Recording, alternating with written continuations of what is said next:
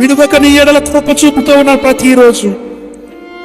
ఆయన శాశ్వతమైన ప్రేమతో ప్రేమించాడు కనుకే మనము దేవుడికి దూరమైపోయినా, దేవుడికి మనం దూరంగా నడిచిపోయినా, ఆత్మలో దూరమైపోయినా, క్రియల్లో దేవుడికి దూరం అయిపోయినా, ఆయన ఒకవేళ మనము బాధ పెట్టిన మన పనుల చేత ఆయన మనల్ని శాశ్వతంగా ప్రేమించాడు. ఆయన తల్లి గర్భంలో పడకముందే, జగత్తునాది వేయబడక ముందే, సృష్టి రవ్వంతా నిర్మించబడక ముందే నిన్ను నన్ను ఆయన శాశ్వతమైన ప్రేమతో ప్రేమించాడు. ఆయన ఆ ప్రేమలో ఆయన నిన్ను తన రక్తంలో కడుక్కున్నాడు. ఆయన తన రక్తము చేత ముద్రించుకున్నాడు. ఆయన అందుకనే ఒకవేళ నువ్వు దేవునికి విరోధమైన పనులు చేసిన,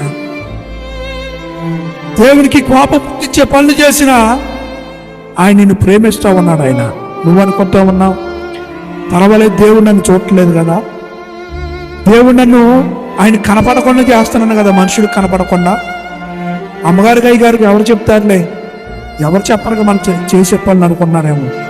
దేవుడు ప్రతి కార్యాన్ని చూస్తూ ఉన్నాడు. ఆయన చూస్తున్న దేవుడు, ఆయన వింటున్న దేవుడు, ఆయన ప్రతి చర్యని గమనిస్తున్న దేవుడు.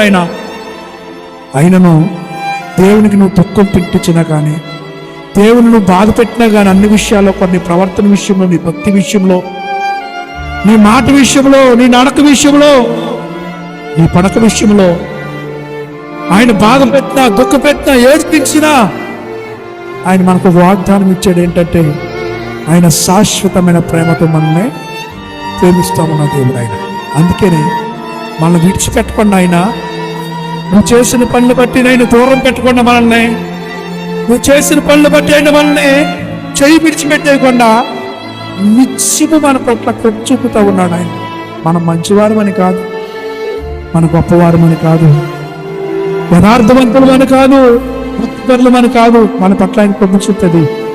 ఆయన ఒకసారి ఆయన మాట ఇచ్చాడంటే నరుడు కాదు, ఆయన మాట తప్పడానికి. ఆయన శాశ్వతమైన ప్రేమతో నేను ప్రేమిస్తూ ఉన్నాను. ఆయన ప్రేమను అర్థం చేసుకున్నవాడు నువ్వైతే, ఆయన ప్రేమను నువ్వు అర్థం చేసుకుంటే ఆయన ఎప్పుడు కూడా నువ్వు శాశ్వతమైన ప్రేమతో నువ్వు ఆయన ప్రేమిస్తావు. నువ్వు కూడా శాశ్వతమైన ప్రేమతో నువ్వు కూడా ఆయన ప్రేమిస్తావు. అలా ప్రేమించట్లేదు నువ్వు కనుక ఆయన నిన్ను ప్రేమిస్తామన్నాడు. ఆయన వాగ్దానం మన పట్ల శాశ్వతమైన ప్రేమతో ప్రేమించే దేవుడు ఆయన. అందుకే నీ ఎడల విడువకుండా కృప చూపిస్తూ ఉన్నాడు ఆయన. హల్లెలూయా చెప్తామా? హల్లెలూయా.